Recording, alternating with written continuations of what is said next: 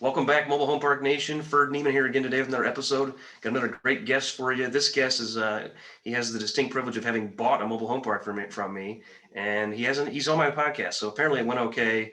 Still have a good relationship. He's a mobile home park owner operator. He's a general contractor by trade. He's got a lot of world travels and experience that I'm jealous of. He's got an interesting last name he's going to tell us about as well. Please help me welcoming Danny Grisa, or is it Grisa? Danny, tell us a little bit more about yourself and tell us about this last name, because I just found out 30 seconds ago that I've been saying it wrong for a year. Yeah, so I've been correcting people to say it wrong for years, basically, and I kind of got sick of it. So 2 weeks ago, my wife and I were like, you know what? It's technically it's pronounced Grisa, I guess. My family always said just pronounce it Grisa, and I'm like, well, phonetically it makes no sense. Everyone always pronounces it Grisa, so we decided 2 weeks ago it's going to be Grisa from now on. So I don't have to correct anyone, and that just makes the most sense with how it's spelled. So maybe you should convert it to like a symbol, like Prince or something. Then it'd just be you'd be even more infamous that you have this unique first name last name symbol. But in the meantime, I guess we'll go with Grisa. So congratulations on the new name. I know you. For some of our audience may not know you. Tell us a little bit more about your background and how you got into MHP. Yeah, so interesting story. It's been a journey for sure. I don't think anyone ends up here accidentally. You kind of have to intend to get there or something. But I started out 16 years ago as a professional golfer. I started out trying to hack it out in the mini tours, and before I even really had a chance to get started, I was laid up and I had like an injury on my shoulder and X, Y, and Z. And my girlfriend at the time, her stepdad, was flipping houses, and so I was interested in what he was doing. He's making a ton of money. It seemed really fun, really cool. I'm like, hey, you know what? I should give this a shot. This would be something I think I'd be good at. I could play golf whenever. I'll play golf for fun instead of having to play golf for a living. And so he kind of became my mentor. And through that, I learned a lot of the ropes of the business. And he encouraged me to get a job in the industry. And I became an appraiser. And that gave me a lot of really good experience. And then at the same time, he and I started flipping houses. So I had kind of like a nice, well-rounded experience. And through that, I flipped a bunch of houses until things went bust. And I saw him lose everything. A 65-year-old guy, basically my mentor, and he lost everything. I mean, he had worked decades, and he ended up getting a divorce, ended up moving with his kid in Albuquerque, New Mexico. And I'm watching this unfold, and I'm just like, I never want to be the guy that's 65 years old, loses everything, and moves in with my kid in Albuquerque. Right. And I'm like, how do I avoid that? And I'm like, you know what? I'm going to buy rental properties so that no one can ever take them away. As long as they're cash flowing, and hopefully even free and clear, they're mine. No bank can come and just swoop them up, and the values go down, and all of a sudden I'm underwater, which is what happened to him. And so, so that kind of started me on a chart of like, okay, passive income. How do I develop passive income? And so I started flipping houses again when the market got better, and I would just flip three and buy one, and I built a bunch of rental properties up. And so that kind of introduced me to the whole industry as far as passive income and rental properties and things like that. And how I got into MHP was I had actually bought all these rental properties. 2016, decided I was good to go. Didn't need to do any more. I had enough, and I wanted to go experience life. So wanted to go travel. Basically, rented my house at Airbnb. My wife left her job as an attorney the year before she turned partner, but we decided we were going to live our lives for experiences rather than things. And we went and traveled for 4 years and got back earlier this year. And it was actually while we were traveling, and I'm like, completely out of the real estate game. I had all my properties managed by a manager, and I was just in neutral, and a friend called me up and said, hey, a past business partner, hey, I got this mobile home parks making all this money, blah, blah, blah. I'm like, yeah, I've always known cash cow. Mobile home parks are cash cows. Like I always knew that, being in industry for a while, but I never really had like a foot in the door. And so all of a sudden I'm like, okay, like, yeah, I'm traveling. I'm like in, Austria, like I can't do anything, but you're like, oh, well, I need money. Like I have opportunity, I just need cash. I'm like, all right. So we figured out a way. I put some cash in, got a money guy. And so that's kind of how I got into it. Made a lot of mistakes along the way, but that was kind of how that ended up happening. Great. Now you're a contractor as well, right? You didn't mention that background. Yeah, I kind of skipped over that. Otherwise, that would have been like a 10-minute monologue. Yeah. No, that's great. But I'm like, I didn't know you were an appraiser, but I knew you were a contractor because that's where I've seen you work on a lot of stuff. And that's obviously, you started off, you have, good construction background when you're flipping houses. Yeah, you kind of have to learn that kind of stuff. And Yeah. then at MHP, you came in more as a second partner, cash guy, but you've obviously become more active over the last several years. So tell us about that contractor background, how that's impacted your MHP business. Yeah, for sure. Yeah, it's been a huge impact, honestly, because a mobile home park is basically a development project. I mean, unless you buy something turnkey or you're a REIT or something, I mean, you're going to be infilling lots, or you're going to be repairing the mismanagement that was there, which a lot of times means physical repairs in the property and things like that. So I mean, it's a development project. I mean, you take a park that's got 60 spaces, 80 spaces, and you fill 20 in. I mean, that's like a little subdivision you're adding. So not to mention everything else goes into it. So it's a huge part of it. And the experience definitely has helped me give me an edge, I would say, on making it less stressful and a lot more doable with a lot more unknowns, which is always the biggest factor, is just eliminating the unknowns so you have more confidence and you can get things done more efficiently. But how I got into contracting, so the whole story, I'm flipping houses, 2007, market goes bust. And I mean, in Southern California, Riverside, I mean, every sixth house was boarded up. All the landscaping's dead. Trash outside, windows broken. I mean, it was like Armageddon. It was bad. Wow. And I'm like, okay, I have all these skills. I know how to flip houses. There's no one out there fixing anything, flipping anything, fix it. No one's remodeling. And like, the only people having money and doing anything are the banks. They're the ones that have all the inventory. So I was like, all right, someone's got to fix these houses. So I started driving streets and calling realtors and just said, who's gonna fix your stuff? Like, I don't know, I've got to figure it out. And I'm like, all right, I'll be the guy. I'm like, all right, well, you have to get licensed. No bank wants to pay anyone unless you're licensed. And so I'm like, okay, I'll get licensed. So I got licensed as a contractor and started doing that. And that developed 4 years of craziness. So I was just so busy fixing all these homes for the banks. And then they would refer me to owners if the bank didn't want to fix it. And so I'd fix it for the owners. And that kind of started my whole contracting business, which continued until we left in 2016 to go travel. And I sold that to another contractor, and off we went. Great. Oh yeah, and then so as far as the mobile home park stuff, so I came into it kind of as a passive guy. I was like, all right, I'll be the guy that just feeds the deal money or makes sure that there's money there for the deal, and the other guys on the ground, and it's a good setup until it doesn't work. MHP business is active. I have a client that's like, I thought this was passive investing. This is an operational business, and especially when you have park owned homes, and that's where I think the GC skill comes in. But in general, yeah, it's definitely hands on. I think there's a lot of misinformation out there that, you can do this 3 hours a week from your desk. It's like, not really. I mean, maybe when you're done. I mean, if you put all the 2 or 3 years into it, and like I'm used to a flip where it's like 2 or 3 months. And when you're doing any kind of a mobile home park, I mean, you're going to be into it for 2 or 3 years. I mean, most cases, you're going to infill lots, you're going to raise rents, whatever it is. Your kind of track record on that, you're going to be in it for a good while until maybe you can get everything well oiled, and you've kind of completed whatever your goal was, or your pro forma, or what have you.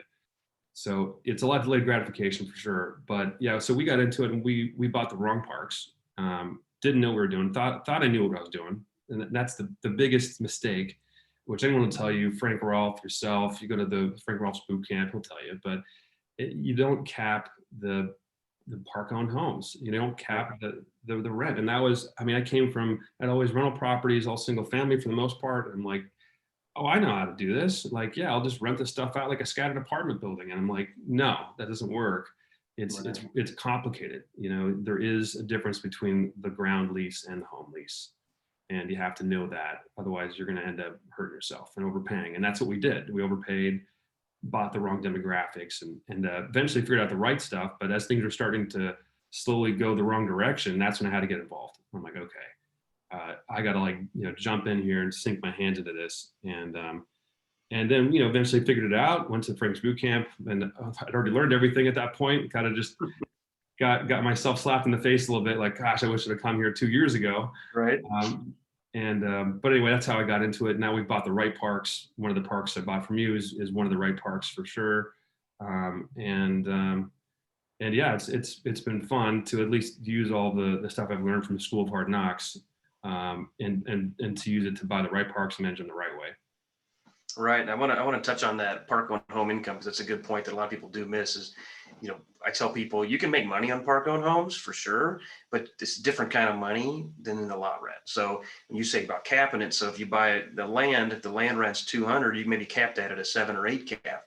If the home rent is another 400, it's probably not advantageous to cap it. If you're going to cap it, you should adjust your expense ratio from say 30 to 40% to at least 50, in my opinion. And then in addition to the higher expense ratio, thus lower NOI ratio, if you're going to cap it, you should add, I'd say 400 basis points. So 12 cap instead of 8 cap. Or what I prefer to do, and I know you do as well, is look at the shell value of the asset. If it's a $12,000 house, then call it worth 12,000. What can you sell it for? Don't say, oh, it's $400 a month. Well, that's extra. That's 4,800 a year. At a 10 cap, that's 48,000. People will put $48,000 of valuation on a $12,000 house. So look at the shell value, or if there's a contract for deed or some sort of seller note, you can look at the value of the outstanding note with there's some level of risk in, those homes coming back to you. So you can possibly discount the note. If there's interest on the note, then sometimes I don't discount it because there's an interest component. But I think that's a good point that a lot of people make mistakes on it. And I see it all the time with brokers. You'll see a listing and, oh, it's a 7 cap or 8 cap. I'm like, okay, great. I'll look at this 8 cap. And then you look at it and you're like, no, it's a 4 cap. You just included a bunch of park owned home income or RV income, the same cap rate as the MH. And it's just a different animal. So I'm glad you brought that up because a lot of people still make that mistake. It's the number one mistake for sure. I mean, I looked at it. We probably overpaid by 20% on a property. If you overpay by 20%, it's a longer road for sure to try and get back to profitability. Now, let me ask you on that then. On the 20% example, did you have a bank loan on these, and did the bank finance the park owned home debt? That was the other mistake. If we had gotten bank loans, there would have at least been some check and balance. Some other eyes looking at it, telling us, hey, maybe you guys are overpaying for this, and that didn't happen. And it was owner carries on both, and so that's you just set us up for failure. The wrong way to do your first deals, that's for sure. Sure. Owner carry, it's funny you mentioned that too. Because I wondered on that, if you paid cash with owner carry, because some banks are sophisticated enough, they won't count the park owned home rent, or they'll count it, which they think they probably shouldn't do, but they'll want to lien on the mobile homes. So that makes them look a little harder. If there's a lien on the mobile homes, they may want 5 or 10-year paper, which kind of jacks up your pro forma instead of having a 20, 25-year amortization, because the payments would choke you more. So I've had banks finance me on park owned homes before as part of the purchase, but they prefer not to. And I prefer not to, then you have a no release price on the homes. But on the seller finance, what I see people do is, and I should probably do a podcast on this, is mistakes with seller finance. And what sellers do sometimes is they get somebody to overpay by offering really long amortization, really low interest, or they sneak in the park owned homes, or they know it's got a bad survey, things like that. It's because a bank will sometimes make you do a survey. A bank will sometimes make you do phase one, but people sometimes. Right. I had a client, he got lulled into sleep he was just going to do everything because of seller finance. And I said, you need to get a title report now. You need to get, a phase one now, these sort of things. And he was like, no, I'll do it at the end. I'm not buying it yet. Because if it doesn't work, I'll just give the money back. And I'm like, or I'll just give the property back. I'm like, you don't want to give the property back at the 11th hour when you've already sunk years of time and money into it. Yeah. And some people just, I think that's like one of the oldest tricks in the book of the seller is, I'll give you really good terms, basically to dupe somebody into buying a property. Yeah, lulled to sleep is a great way of describing that, because you get passive, like, oh, I don't have to worry about all these hoops and loops and red tape, and it's easy. Well, yeah, it comes at a cost, though. I mean, you have to watch your own back then, because there's not a bank that's going to be making sure the I's dotted and T's crossed. And that happened to us. I mean, the first park we bought, it ended up having, no survey. I'm looking back, I'm just like, oh my gosh. I made every mistake. Bought a property with the lagoon. The lagoon is in a flood zone. I mean, is that even better than the possible? homes? Or maybe not. Yeah, that's bad. I mean, is that even possible? And it's like, we didn't even know that till like 2 years later, which is, it's just like, what? And then I probably couldn't have even gotten a bank loan on it. It was in a small town, too far away from everything. Which is kind of leads me into some other stuff too, as far as contracting. You don't want to buy a park in a small town that's too far away from other big towns, because you're not going to find any good help, and it's going to be really hard, both as vendors and also as a park manager. But But yeah, if we had tried to get a bank loan on that one, we probably couldn't have found one, because a bank would have said that's too rural. We're not going to do it. It was a town of 10,000 and it was an hour away from the next town that was bigger than that. It's just too far. And so that would have been a good check and balance. We didn't have, because we just said, oh yeah, seller finance. Yeah. Pros and cons to each. I mean, yeah, seller finance has its pros for sure. Non-recourse being often one of them. But yeah, you get stuck in a deal like that deal with the lagoon and the flood zone. I mean, that obviously impacts your exit strategy too, because the next buyer may not make the same mistakes. And my dad and I joke and say greater fool theory. Is there a greater fool that'll buy it? And we all make foolish mistakes. So it's just okay. We try to try to get out of them, so to speak, by finding somebody else that'll make it again. And I had a park in the lagoon, and eventually got heartburn about it. So I need to sell this thing, and sold it to somebody else. They had a due diligence period that was, I don't know, 60 days. During that due diligence period, the permit lapsed. We didn't forget about it. We sent it in, but it was government was slow. It was due April 30th or whatever, and these guys closed on May 5th, and the permit had not yet been renewed.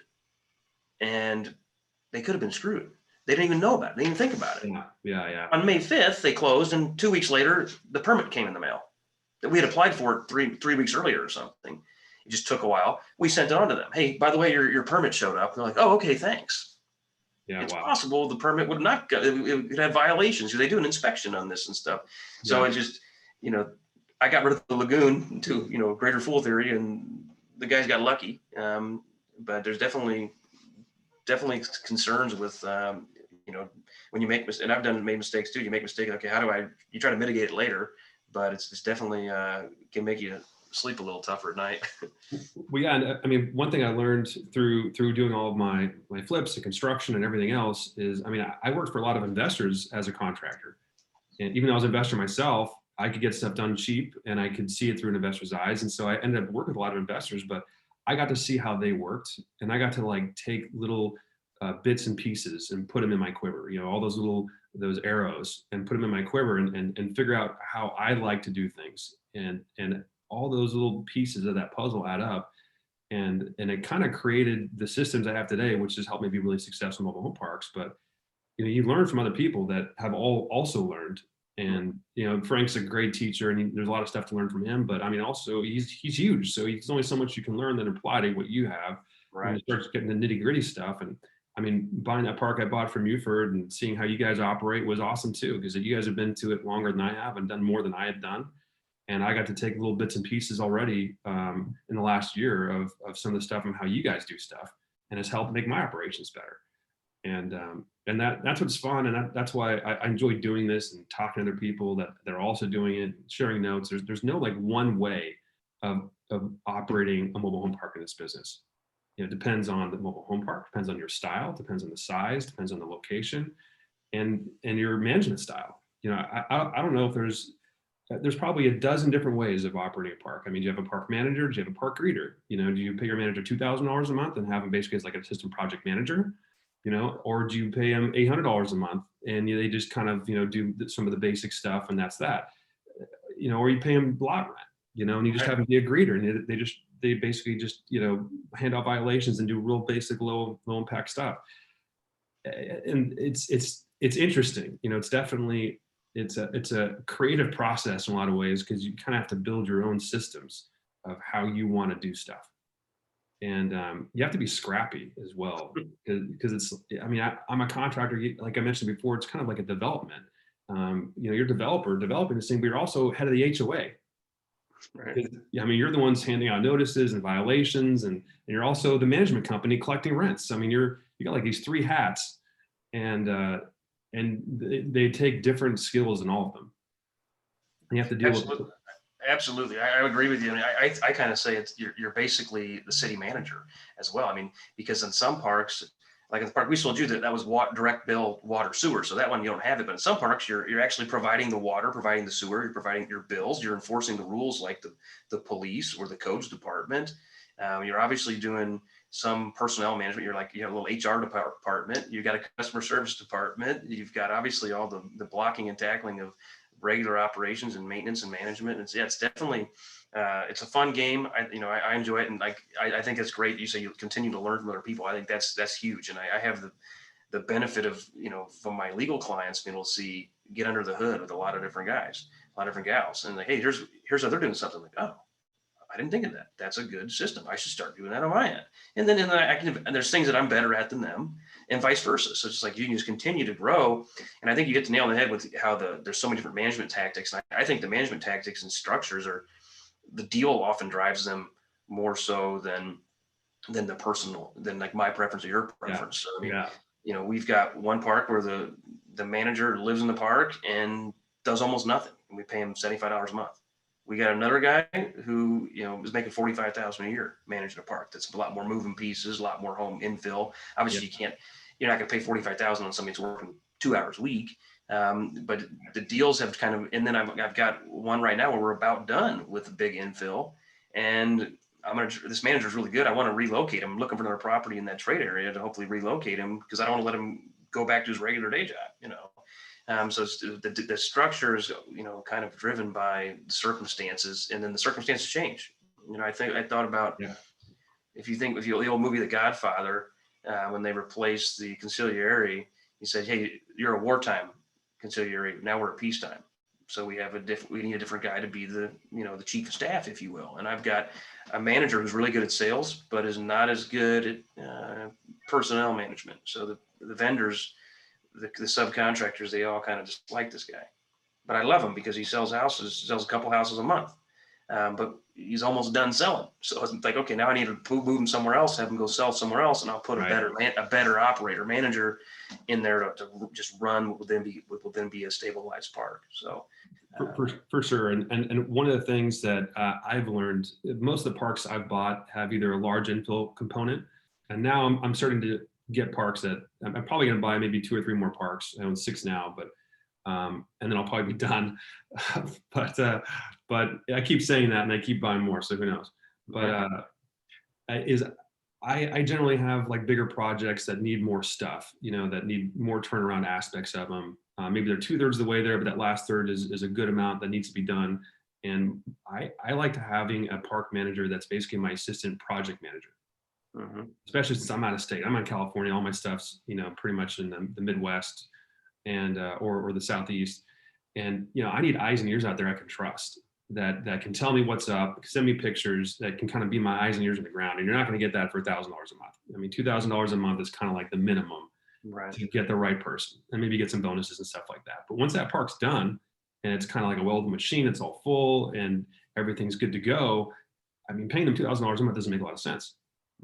It's not $2,000 work anymore. that's $500 a month work or something like that. You just gotta collect the checks and hand out some notices, more or less. So it really depends on the park, where it's at, and what your plans are. But you get some good people by doing that. And we have a great manager right now in the Southeast. And when we're done with those projects, I'm like, I almost want to get more projects, because she makes life easier. Right. And I want to keep her busy, because once these are all done, then what? Then what do I? Right. You don't want to fire her for a good performance. Like you've done a great job on the project. Now you've put yourself out of work. Yeah, exactly. Now you get a 40% pay cut. It's just like, I'm the same way. You want to find more work to keep her busy. I'm doing the same thing. I've told you about my manager, Juan, who's just so great. And like, he's almost done with this project. I'm like, all right, I need to find something within 100 miles of Juan so that I can give him another job. And he's got a full-time job, so he doesn't even need the money as much as like, I just gave him a $5,000 bonus last week. Like, I need you to keep moving, man. He's just a hustler. So same sort of thing as your gal in the Southeast. Is like, keep him busy and take care of him and all that. But you touched on, you briefly went over something I want to address, because you're from California, so your assets are not there. So a lot of people, California's a great mobile home park state in many respects, but it's really hard, really competitive, really expensive, and lots of government regulations. So a lot of people in California say, I'm not buying in California. You're obviously buying elsewhere for a variety of reasons. Tell us about your process. And this is one of the processes that I've learned from you, is how you have 2 sets of eyes on everything, because you're not really one of those set of eyes. You're the third set. 2 sets of eyes on a park on home remodel, and how you work with the contractors and the managers and greeters to make sure things are being done and buttoned up when you're not there to look at it once a week. Yeah, that's the scariest part. for sure. And that's the reason why I never got into it. I was always like, oh, mobile homes parks, cash cows. But I'm like, I'm in California, and I looked at them out here briefly. And when I was doing all my stuff, in early 2010 and whatnot, and everything else, but it just didn't pencil. And so I'm like, all right, well, I'm not set up to buy a property out of state. I don't know how to do any of that. That's scary, and it is daunting. But there are ways to do it, and I've been forced to figure a lot of this out because I was traveling and managing my stuff. I had to figure out how to do that. But the best thing is systems. You have to have good systems by far. You have to be very organized. You have to be available on the phone and make sure that you're basically how you want your people to be. You want to answer the phone every time because you want them to answer the phone every time. You want to be really clear and organized because you want them to be clear and organized. People will follow the lead, but those are more details. The bigger picture is lots of pictures. Honestly, pictures. I have a picture guide of how to take pictures. Wow. That I give you. It's a manual of a floor plan of a home, and here's where you take a picture, and here's the direction you point. Because here I have like 8 tips. Good lighting, make sure that it's not too dark, make sure it's not blurry, clean your lens so it's clear. Because those are my eyes. You can do a video, but it's not, to me, it's less good. It's harder to go frame by frame. It can be blurry. There's sometimes an issue with connectivity and stuff, but send me some pictures, and I can figure it out. And so what I've developed is like you said, kind of 3 sets of eyes. So I have, let's say we're doing a park remodel. So a park owned home remodel. We have the contractor who'll be out there. He does his work. He'll take pictures and send them to me in order to get paid. But I'll also have the park manager go out there and send me pictures as well to make sure that, she thinks he thinks it's all done right.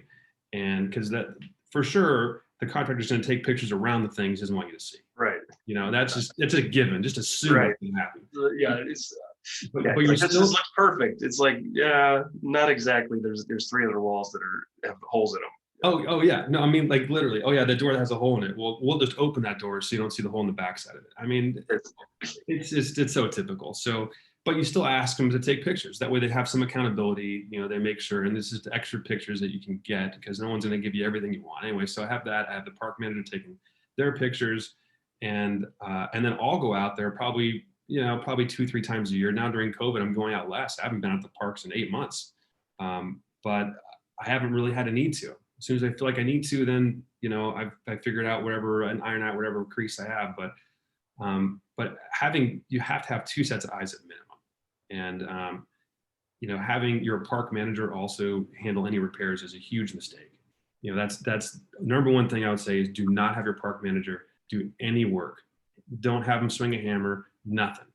All they are quality control, and you have to have that right person that can see the details to be that person. If you're going to operate it out of state like I am, that's critical. I mean, I know Ferd, you guys operate mainly within a radius that, at least up until a few months ago, I don't know if you guys have branched out, but you have a radius where you guys can go out and see a park. You can drive there in the day and be there. Right. And if you can't do that, you're going to have to make sure you get someone else that can look at it the way you would look at it. And so, that's it's a bit of a craft to make sure you find that right person, but that's a huge part of it so that you don't have a bunch of issues. Got it. No, that's wise. Great tip. What other tips or tactics or horror stories do you have that you want to share, if any? Here's a good tip. So to find contractors, this is the most difficult part is because if you have a good contractor, you don't need a park manager that's cracking whips, and you don't have to go out there and do damage control. It all starts at the bottom and kind of works its way up. So if you can find the right guys, a lot of problems get solved automatically. And that's been probably the biggest value add I've had in this whole thing. And so, I mean, it's really basic, honestly. I mean, before, actually, it's still Craigslist. I've tried Facebook Marketplace. Haven't had very much luck finding good contractors on there. A lot of tire kickers. It's a good place to find people to buy or rent. But as far as finding contractors, Craigslist has been the best. It remains the best. It's been the best for 5 years, 6 years, maybe longer. But I'll post an ad, and I try and do everything with as minimal phone time as possible. So I try and develop systems that don't require my touches, and they just take care of themselves. Also, I don't like talking on the phone that much in particular anyway. So it's kind of linked itself towards a system like that. But I'll have an ad posted and they'll basically say, hey, this is what we're looking for, and list some specific things that every guy will have to do. Painting, drywall repair, flooring install, skirting install. Those are kind of like the basics. Mm-hmm. So at least whoever's applying isn't going to be a guy that just installs doorknobs or does basic work. You need someone that can really get in there and do everything you got to do. So it shortens the point, and it has, if you're interested, go to this form, and I have a Google form that has a whole bunch of questions I put in there, and it'll probably take them 10 minutes to fill out. And they'll have to think about some stuff, and they'll have to find some information, and that's kind of like a first test. Right. If they're not serious, they're going to see that form and they're going to say, screw it, I'm looking for an easy buck. This guy's making me work. And you're going to eliminate half the people right there, and those are the half you don't want. And so they'll go through the form, and even then, people fill out half the form. Okay, cut those people out. They don't want to take the time to fill out the form. They're not hungry enough. They don't care enough. I don't care about them either, because they're not going to care about your product. They're going to care about just getting $1, and that's not the person I want. I want someone that actually cares about what they're doing, because then they will have the detail orientated enough to want to do a good product, not just, as soon as they're done, 5 minutes later, they have their hand out. Okay, where's my money? Right. That's not what it's about. Obviously, you have to make money, but you want the person that really cares about what they're doing, and they are out there. And so the form is probably the number one thing. So I ask a bunch of questions in there, and it helps me figure out who this guy is. Okay, is this a small handyman who's just going to do some repairs because that's good to have, or is this a guy that can handle $5,000, $6,000 job that incorporates all the things I mentioned before? Whole host of different stuff. Is he set up for doing smaller jobs, or is he used to doing $30,000 jobs? Because if you take the guy that's done $10, $30, and $40,000 jobs as his last 3 jobs, you're going to give him your $3,000 job, and he's going to bid it for $10,000. Right. You can generally judge that guy because he's got a nice truck, a shirt with his company name on it, and a nice hat. And you're a pro, but I don't need that level of pro sometimes, right? I mean, you don't want the schmo, but you want somebody you don't want the most expensive guy, right? Or the cheapest guy. Is that generally how you look at it? Yeah, for sure. Sometimes the cheapest guy will be, because like a lot, we paint a picture of professionalism. And so they say they want to work with us. And that's the kind of guy you want, because they want the steady work and they know you can provide it. And so sometimes we've had guys in the first couple jobs, they'll bid low, but they'll bid low purposefully because they want to get the job and get their foot in the door. So I don't always throw out the lowest one, but I generally look at it to see if that's the case, or if it's just a guy that's just bidding it low because he wants his first check and he's going to run. You'll never see him again. But it's tough, because the guys you want, you can't afford. And a lot of times the guys you afford, you don't want. So, because they're too cheap, and there's a reason why they haven't made it. Right. There's a reason. I had a guy recently painted my office. I'm sitting in my office here. I had painted it, and I found some guy. My handymen were all busy. So I get my wife put something on Thumbtack or Pinterest or whatever, and found me a new painter. And the guy's like, this was on Sunday morning. And he's like, I can be there at 1. I was just like, okay, what about, do you have enough work to do this for 2 or 3 days? I got several offices here. He's like, yeah, I'm free tomorrow too. And I'm like, you're out of work, which tells me something, and then I'm having problems with the guy. And it was a one and done thing. It's like the fact that you were, the best guys, and they're like, hey, you can look for a mobile home setter right now. There's one guy in town here that's always available because he lost his license actually. But the good guy, he's like, I'm booked for 120 days. It's because he's high quality. Everybody's lining them up. So the guy that's available now is probably not the right guy. It's tough. I mean, it's an art form, and I mean, I've only figured this out because I've done it so many times. I've probably done over 700 remodel jobs, not even including the mobile home park stuff, but just in single family. And I've had just so many experiences going through all this that I've kind of figured out, okay, these are the right guys that I need. But the long and short of it is, you need a guy that's either he has just enough experience to where he's on his way up, Who's that? Yeah, I'm on that. Oh, Who's that? that's Ferd. Oh, hi. Hi. That's my wife. She's just got him. You want a guy that's on the way up, and maybe he was working for a contractor, but now he's on his own, and so he's hungry. He has experience, but maybe he hasn't established himself. Like, he's not 15 years into his career. Maybe he's only, he's maybe got 5 or 6 or 8 years of experience, but maybe he's only 1 or 2 years into his own business. Mhm. So it's like, okay, he's had enough experience running his own. I mean, it's particular. It's very specific. It really is to get the right guy. But this is what it is. You don't want to have him be the first day running his own business because he won't know how to manage money. You don't want to have him be 5 or 10 years into it because then he'll be too expensive for you probably. If he's good, he'll already be busy, like you mentioned. So you want him kind of in the early stages of that. So that's one type of guy that you could get, first year or two out in his own after having lots of experience working for the contractor. That perfect guy. You see that guy, and I've seen him come along. I'm like, this is the guy. And he shows up. I just look at the application. I'm like, that's who he is. And he shows up, and I'm like, good. That's who I thought he was. And that guy's still working for us right now at Parkway Avenue, Oklahoma. And the other guy is the guy that does have all the experience, and he's been to it 10, 15, 20 years maybe. But his work has gotten slow for whatever reason.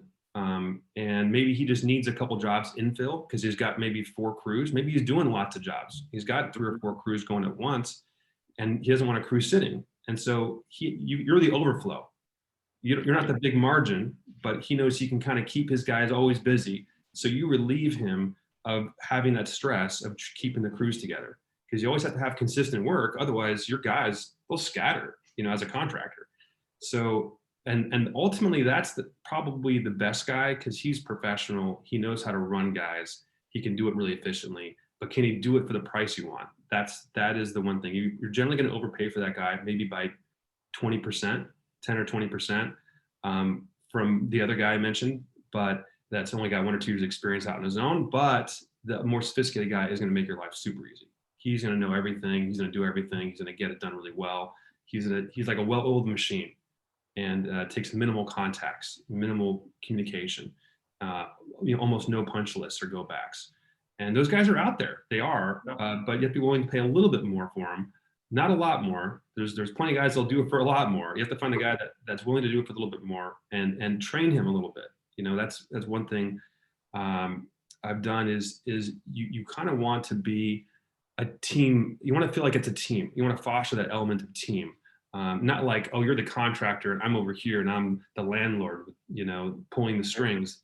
You want to be like, I want to help you succeed, but we have limited budgets. We can only afford so much. I wish I could pay you more, and I can't. It's just the way it is. But if you're willing to do the work, you can make a margin on it. I can help you figure out how to do it more efficiently. And a lot of guys will just say, okay, what do you need? What's the price? Just give me the price. And so I'm in the process of kind of developing a flat rate system, and I haven't dialed it in yet. But it's like, okay, painting a house is $550. Shutters are $200. Flooring is $1 square foot. Labor, plus materials or whatever. And just being like, this is our boilerplate. This is our price list. And a lot of guys, they like that. Right. It takes the bid work out of it for them too, and the measuring and stuff. If they know it's reasonable, like, okay, yeah, I'll do it for that. And it only takes 1 or 2 times to figure out if that was worth it for you. Yeah, for sure. I mean, there's a guy right now doing work at the park that I bought from you guys, Ivan. He's awesome. But I mean, he gave me a bid of $5,500, and he's like, well, I'll do it for $4,500. I'm like, my budget's $3,400. And he was like, okay, let me think about it. The next day he came back, and I gave him some breakdown specifically of each item and what I had priced for it. A lot of guys they'll just throw out a number like, okay, I'll be here for a week and a half. I need to make $500 a day. And I'm like, okay, well, $500 a day is like, $70 an hour or something. It's like let's like, this isn't a one-off job. I mean, you're gonna be doing work for months and months and months as I continue to throw you stuff. Like, let's figure out a reasonable price. And he did. He took it for $3,400. And he's like, you know what? You're right. I can make money at that. And it won't be a lot, but it'll be little. And you keep giving me work, Yeah. And so, it's a bit of a craft to do all that, but it's doable.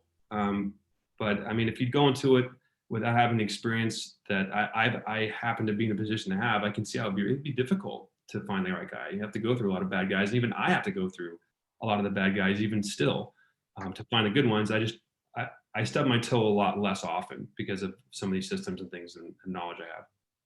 No, that's great. I mean, I think that's part of your special sauce. You've got the contractor experience that makes the park-owned home remodel not as much of a pain for you as the next guy. And park-owned home remodels are, at some point, the Achilles heel of the business. It's just that they can become a money pit. They can become a time suck.